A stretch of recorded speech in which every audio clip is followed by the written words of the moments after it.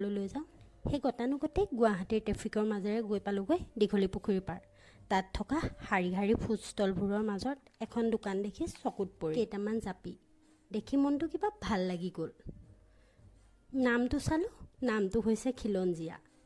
কিবা অসমীয়া অসমীয়া ভাৱ এটা বুকুখনত জোৰ পেলাই নিলে। আপোনালোকক দোকানখনৰ বিষয়ে বৰ্ণনা দি থাকোঁতে ক'বলৈকে পাহৰিলোঁ। দোকানখনতনো কি পায়? আচলতে দোকানখনত পায় বিভিন্ন ফলৰ ৰস। তাৰে মাজত মই খালোঁ ৱাটাৰমেলন জুচ আৰু খাবলৈও টেষ্টি আছিল। পিছে মোৰ পতি পৰমেশ্বৰে নাখালে, সেইবাবে আকৌ আমি গ'লোঁ তাৰ কাষতে থকা কুইক পিকখনলৈ।